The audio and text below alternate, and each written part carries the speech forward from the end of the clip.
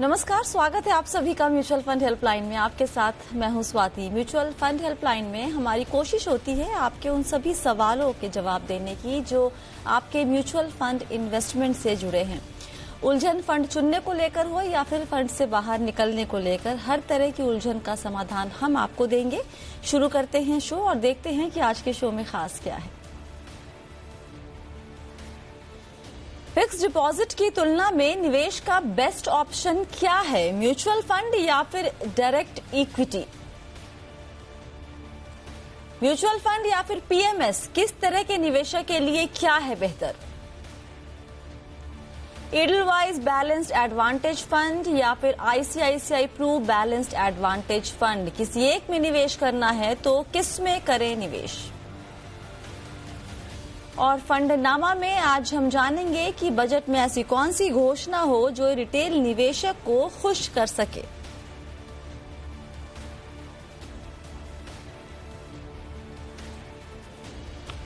और आज आपके सवालों के जवाब देने के लिए हमारे साथ जुड़ गई हैं फाइनेंशियल एजुकेटर मृन अग्रवाल। मृन, बहुत बहुत स्वागत है आपका। कैसी हैं?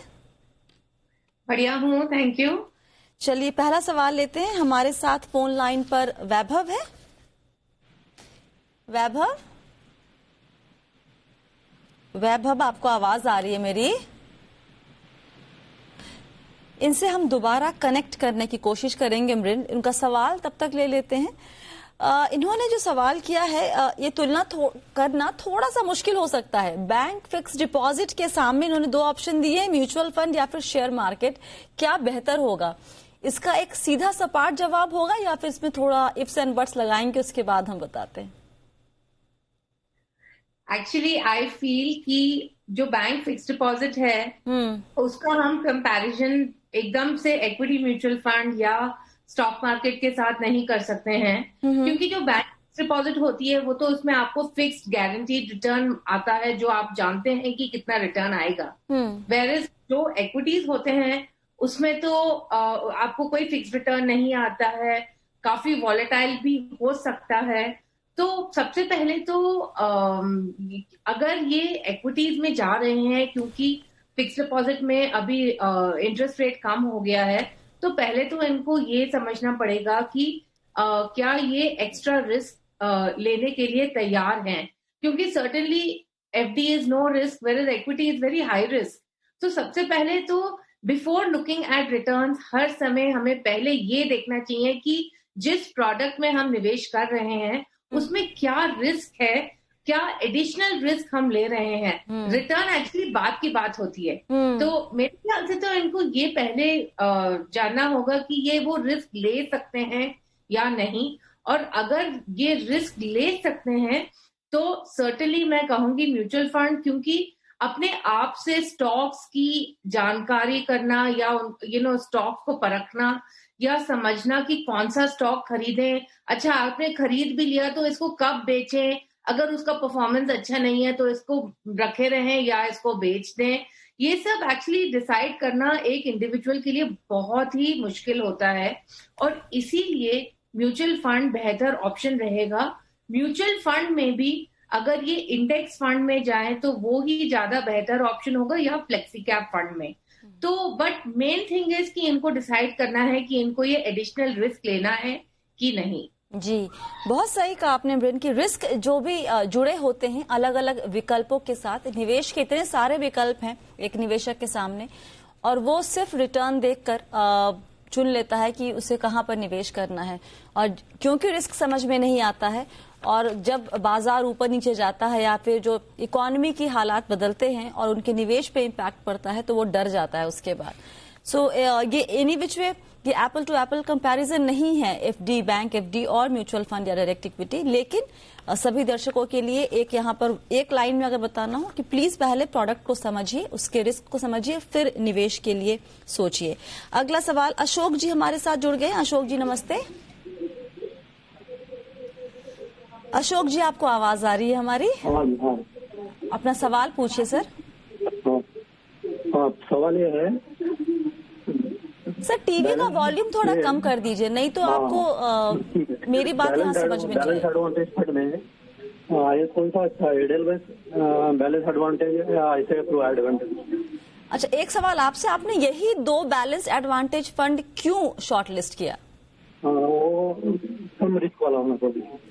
कम रिस्क आपको लगा इसलिए क्योंकि इस कैटेगरी में और भी कई बैलेंस एडवांटेज फंड है, सभी में रिस्क कम होगा फिर तो, लेकिन आपने यही 2 क्यों चुना? अच्छा है, ये एक ऐसे कॉन्स्टेंट वाला है और ये नया है, एडेलवाइज नया है। आप बोल रहे हैं एक पुराना है और एक नया है। हाँ, उससे बहुत ज्यादा इत्तेफाक तो हम नहीं रखते हैं, दोनों ने 10 साल तो पूरे कर ही लिए हैं, तो दोनों एटलीस्ट पुराने ही माने जाएंगे। लेकिन मुझे ऐसा लगता है कि जब ये दोनों टॉप परफॉर्मिंग फंड्स रहे हैं, वो एक बहुत बड़ी वजह होती है निवेशकों के लिए कोई भी फंड चुनने में। ये दोनों में से अगर किसी एक को चुनना हो तो आप किसके साथ जाएंगे इमरन? एक्चुअली दोनों ही फंड अच्छे हैं, बट सबसे बड़ी बात जो हमें देखनी है वो ये है कि दोनों की स्ट्रैटेजी अलग है जी। So how does the balance advantage fund work? उसमें they change the allocation between debt and equity based on certain parameters. अब ये जो पैरामीटर्स हैं वो आईसीआईसीआई में अलग हैं और वो ईडलवाइज में अलग हैं। तो अगर हम देखते हैं कि आईसीआईसीआई में आई थिंक आजकल में करीब 40% इक्विटी में है और ईडलवाइज में काफी ज्यादा है, आजकल में भी आई थिंक 70% के आसपास है।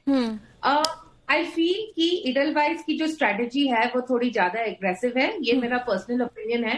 ICICI strategy is a little bit more conservative according to me. तो दोनों ही फंड अच्छे हैं, बट अगर मेरे को एक चुनना पड़ेगा तो मैं आईसीआईसीआई के साथ जाऊंगी। और ईडलवाइज का आपने कहा कि बहुत ही अग्रेसिव है उनका जो इन्वेस्टमेंट स्टाइल आई गेस, और ये कैसे मालूम चलता है? ये टर्नओवर रेशियो यही बताता है कि कितनी जल्दी बाइंग और सेलिंग हो रही है और वो दिखाता है कि वो अग्रेसिव है, या फिर कुछ और तरीके से? नो, अगर हम देखें जैसे उनकी जो डेट की स्ट्रैटेजी है या जो इक्विटी की भी स्ट्रैटेजी है, या अगर हम सिंपल लेवल पर कंपेयर करें कि आईसीआईसीआई में डेट और इक्विटी कितना एलोकेशन है वर्सेस ईडलवाइज, तो आप देखेंगे कि ईडलवाइज में थोड़ा ज्यादा है। तो इनकी एक प्रो साइक्लिकल स्ट्रैटेजी है which takes into account many factors. It takes into account momentum, volatility, many factors. It takes into account market trends, of course, जिसके ऊपर वो डिसाइड करते हैं। तो जनरली मैंने देखा है कि इनके इक्विटी लेवल्स थोड़े ज्यादा रहते हैं और उस बेसिस पे मैं कह रही हूँ कि ये थोड़े ज्यादा एग्रेसिव रहेगा। तो my personal preference is ICICI. Okay, और एक सवाल और, सॉरी मैं फॉलो अप क्वेश्चंस किए जा रही हूँ। ये आईसीआईसीआई का जो एयूएम है वो करीब 28,000, काफी बड़ा एयूएम है। और क्योंकि ये बहुत पुराना फंड भी है, इनफैक्ट अपनी कैटेगरी का ये आई थिंक पहला फंड था शायद बैलेंस एडवांटेज कैटेगरी का, इसका कोई इम्पैक्ट पड़ता है परफॉर्मेंस पे? हालांकि दिख नहीं रहा है, रिटर्न ठीक ठाक है, लेकिन कोई चिंता या कुछ एक डाउट या कोई एक पॉइंट जो ध्यान रखने वाली एयूएम को लेकर?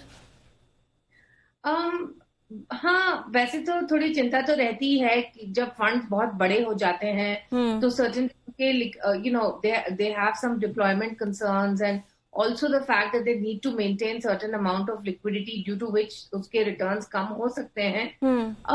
हो सकता है, but you know मैंने आईसीआईसीआई इसलिए भी सजेस्ट किया था क्योंकि मेरे को उनकी स्ट्रैटेजी अच्छी लगती है। उनकी स्ट्रैटेजी काम भी की है अगर हम देखें past performance over different periods of time. So but yes, the large AUM is a concern. Okay, अगला सवाल लेते हैं। वरुण ने फोन, वरुण से बात करेंगे हम, चंडीगढ़ से बात कर रहे हैं। वरुण नमस्ते।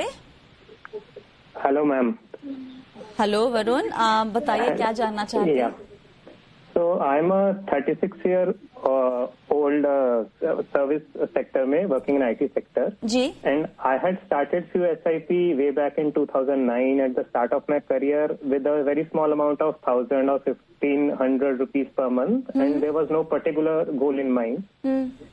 So now the funds which are non-performing, which are only giving me a 5 to 6% return, I wish to exit from those. And the combined amount in them is about 3 to 5 lakhs. So the query is that what should I do with this lump sum amount? Should I move it to some debt fund, or should I invest in share market, or should I start another SIP?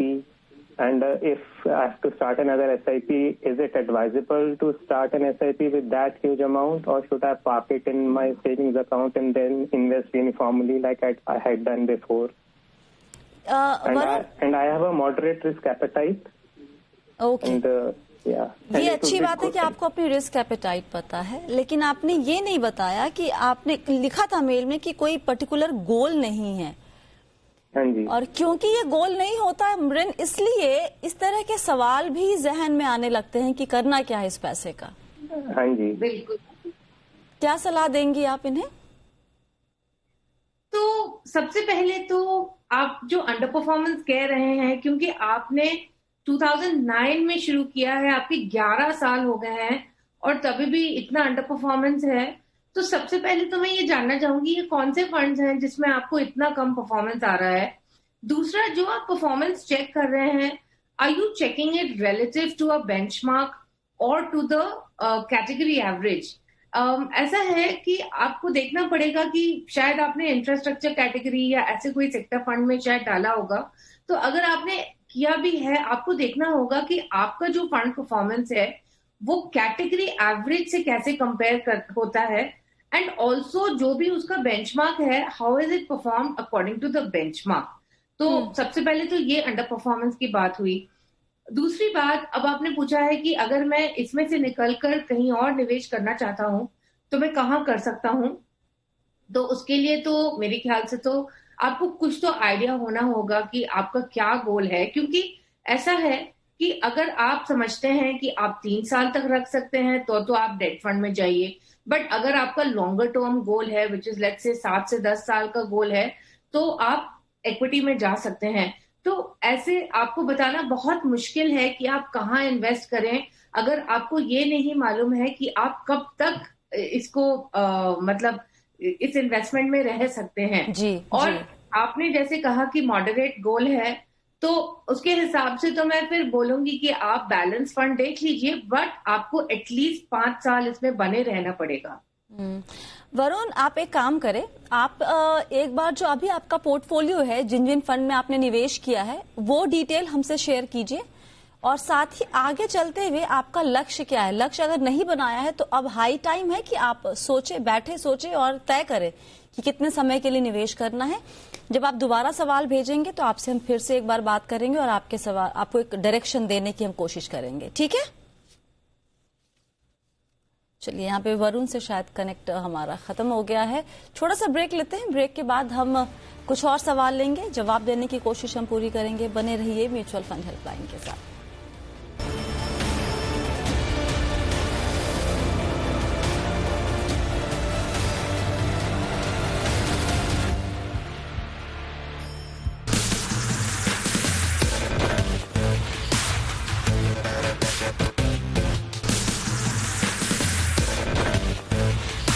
Dollar Big Boss, Victor Boss.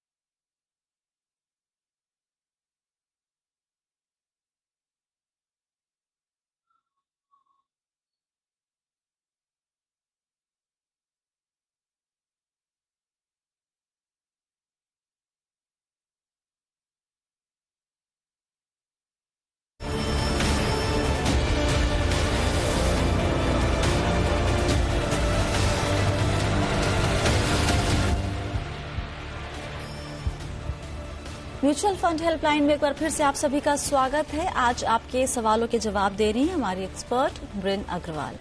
अगला सवाल लेते हैं। अजय हमारे साथ जुड़ गए हैं phone line पे। अजय जी कहाँ से बात कर रहे हैं? गुड इवनिंग मैम, मैं गुड़गांव से बात कर रहा हूँ। बताइए क्या जानना चाहते हैं? मैम पहले तो thank you so much for taking my question. मैं कॉलेज टाइम से ही आपका चैनल एंड प्रोग्राम फॉलो कर रहा हूँ and it has benefited me a lot. बहुत शुक्रिया। मैम मेरा सवाल ये है, मैं 24 ईयर सैलरीड एम्प्लॉय हूँ और एक SIP शुरू करना चाहता हूँ देश की प्रीडोमिनेंटली लार्ज कैप कंपनीज में। ठीक है। तो मैम मेरा इन्वेस्टमेंट इंडेक्स फंड में होना चाहिए जो किसी मार्केट को मेयर करने की कोशिश करता है, या फिर किसी लार्ज कैप फंड में जो मार्केट को बीट करने की कोशिश करता है? एंड अगर लार्ज कैप में होना चाहिए तो क्या मेरे ऐसे लार्ज कैप या फिर एक्सेस इमर्जिंग ब्लू चिप अच्छे ऑप्शन है या फिर कोई और ऑप्शन लेना चाहिए? Okay, all right. Index fund भी लार्ज कैप ही होते हैं बेसिकली, अगर आप सेंसेक्स प्लान या निफ्टी प्लान लेते हैं तो। लेकिन शुरुआत के लिए बताइए क्या रेकमेंड करेंगी आप ब्रिन, एक्टिव या पैसिव, किस तरीके से शुरुआत करनी चाहिए? तो सबसे पहले तो Ashok, I am very happy to see कि आप अपना निवेश जल्दी से शुरू कर रहे हैं। आई मीन एक यंग एज में शुरू कर रहे हैं। That's very very nice to see. दूसरी बात, एक्चुअली ना आजकल मैंने देखा है कि काफी लोग पैसिव फंड्स के बारे में बात कर रहे हैं और मैं ये नहीं कह रही हूँ कि ये फंड्स बुरे हैं, बट आई थिंक हर समय हमें दोनों टाइप के फंड्स रहने चाहिए हमारे पोर्टफोलियो में। तो पैसिव फंड्स की भी जगह है और एक्टिव फंड्स की भी जगह है। What I would suggest is कि अगर आप लार्ज कैप्स के लिए में इन्वेस्ट करना चाह रहे हैं तो उसके लिए आप एक इंडेक्स फंड या आप एक ETF चूज कर सकते हैं। बट रिमेंबर कि जो भी पोर्टफोलियो होता है उसमें डाइवर्सिफिकेशन की जरूरत होती है एंड जो आप लार्ज कैप इंडाइसेस चूज कर रहे हैं उसमें बिल्कुल मिड कैप आपको एक्सपोजर नहीं मिल रहा है। Also if you see Indian fund managers have been able to beat the benchmarks very well, especially in the mid cap and small cap portfolios. So मेरा ये मानना है कि आप लार्ज कैप के लिए आप एक इंडेक्स फंड चूज कर लें और आप थोड़ा अमाउंट एक मिड कैप फंड में भी डालें। और जैसे आपने मेरे के बारे में पूछा है, आप उनका ही एक मिड कैप फंड ले सकते हैं। ओके, अगला सवाल हम योगेंद्र जी का लेते हैं ईमेल के। ओके, हम योगेंद्र जी के पहले SM शाह जी का सवाल लेते हैं जो हमारे साथ फोन लाइन पर मौजूद हैं। शाह साहब नमस्ते, क्या जानना चाहते हैं सर? शाह साहब आपको आवाज आ रही है मेरी? शाह जी यहाँ पे उनसे बात नहीं हो पा रही है, दोबारा कनेक्ट करने की कोशिश करेंगे हम उनसे। 3 साल की बेटी है, निवेश करना चाहते हैं, ऑलरेडी सुकन्या समृद्धि स्कीम में निवेश किया हुआ है, बाकी पोर्टफोलियो हमें नहीं पता हमने इनका कुछ भी। तो अगर शाह जी आप हमारे साथ जुड़ गए हैं? ओके शाह जी, एक और कोशिश आपसे बात करने की, आपको आवाज आ रही है मेरी? Hello, yes ma'am. सर आप म्यूचुअल फंड में निवेश करना चाहते हैं अपनी बेटी के लिए? हाँ जी मैम। और अभी तक आपका म्यूचुअल फंड में कोई और निवेश है? बेटी के नाम का मैडम ये, मैं खुद पर्सनली जो है मेरा इक्विटी में निवेश है। आपका अपना निवेश है ऑलरेडी? आपका एक पोर्टफोलियो बना हुआ है। ओके, तो ये बेटी के लिए अलग से अमृन क्या सलाह देंगी? सिंस इनका 15 साल का लक्ष्य है, मेरे ख्याल से तो इक्विटी म्यूचुअल फंड्स अच्छे रहेंगे। और with in equity mutual funds ये फ्लेक्सी कैप कैटेगरी देख सकते हैं और मिड कैप देख सकते हैं, दोनों ही कैटेगरीज में ये निवेश कर सकते हैं। ओके, और आप इन कैटेगरी में कुछ फंड्स रेकमेंड करना चाहेंगे? फ्लेक्सी कैप में पराग पारेख इक्विटी फंड जो है and Kotak standard multi cap fund, I think उसका स्टैंडर्ड फ्लेक्सी कैप फंड शायद हो गया होगा। तो कोटक का जो फ्लेक्सी कैप फंड है and Parag Parekh fund and mid cap में मेरे mid cap, DSP mid cap, you can look at any of these. Alright, अगला सवाल क्विकली योगेंद्र जी का ईमेल के जरिए सवाल भेजा इन्होंने। जानना चाहते हैं कि अगर PMS में निवेश करना है तो रिस्क क्या क्या होता है और म्यूचुअल फंड और पीएमएस के बीच का फर्क और दोनों में से बेहतर क्या होगा अगर 50 लाख रुपए निवेश करने हो तो। पीएमएस पे एकाएक हमारे पास सवाल थोड़े ज्यादा आने लगे। इमरान, आप क्या सलाह देंगी? तो सबसे पहले पीएमएस में आपका जो मिनिमम अमाउंट है वो है 50 लाख। दूसरा, पीएमएस में काफी कॉन्सेंट्रेटेड पोर्टफोलियोज होते हैं क्योंकि ज्यादातर जो पीएमएस फंड मैनेजर्स होते हैं they run portfolios with 10 to 30 stocks and इसमें इट डिपेंड्स उनका कहाँ कन्विक्शन है। देयर आर सम पीएमएसएस जो लार्ज कैप्स में फोकस करते हैं, there are some PMSs that focus also on small caps, right? तो पीएमएसएस में भी काफी वैरायटीज अवेलेबल हैं इंडिया में। अब अगर हम कंपेयर करें तो one, as I said, concentrated portfolio. Two, fees. तो म्यूचुअल फंड का तो फीस स्ट्रक्चर जैसे कि आप जानते हैं कि typically the expense ratio is between 1.5 to 2% equity funds में। जो पीएमएस होता है उसमें आपका 2% का फिक्स्ड फी रहता है। देयर आर सम पीएमएस जिसमें आपका परफॉर्मेंस बेस्ड फीस भी रहती है।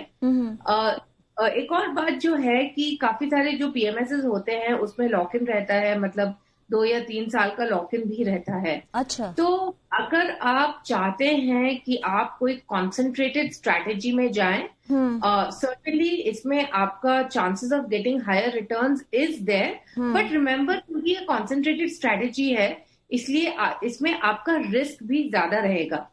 एक और बात जो मैं कहना चाहती हूँ कि आई डोंट नो कि आपका पोर्टफोलियो का साइज क्या है, बट इसमें आप 50 लाख रुपीस डाल रहे हैं। In mutual fund, you can actually diversify the same in 4 mutual funds maybe, तो एक क्या होगा कि आपको एक फंड मैनेजर में डाइवर्सिफिकेशन मिल जाएगा because here you are allocating 50 lakhs to one fund manager. So again it depends कि आपका पोर्टफोलियो का साइज क्या है, वो आप देखे करिएगा, बट जस्ट इंश्योर कि आपका कंसंट्रेशन बहुत ज्यादा नहीं हो एक पीएमएस में। ऑलराइट, चलिए यहाँ पर अब हम रुख करते हैं हमारे खास सेगमेंट फंडनामा की तरफ।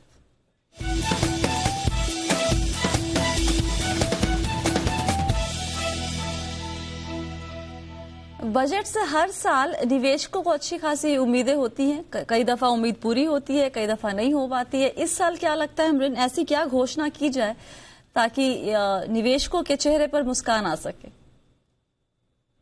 आई थिंक एक जो बहुत इम्पोर्टेंट चीज जो सर्टेनली जिसकी एग्जेम्पशन लिमिट बढ़ानी चाहिए वो है सेक्शन 80C। बहुत सालों से ये 80C 1.5 लाख रुपीस पर ही अटका हुआ है and with the growing incomes and also inflation certainly I feel कि 80C की लिमिट बढ़ा देनी चाहिए। आई फील कि सीनियर सिटीजन्स के लिए टैक्स एग्जेम्पशन लिमिट बढ़ानी चाहिए क्योंकि जैसे हमने देखा है कि इंटरेस्ट रेट्स बहुत कम हो गए हैं एंड काफी सारे सीनियर सिटीजन्स को बहुत मुश्किल होती है बिकॉज इंटरेस्ट रेट्स इतने कम हो गए हैं फिक्स्ड डिपॉजिट्स पर।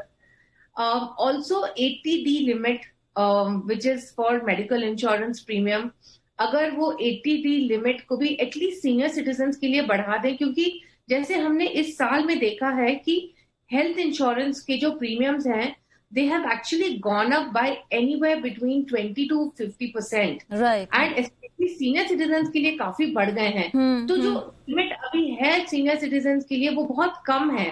तो I certainly feel कि सीनियर सिटीजन्स के लिए tax exemption limit and 80D।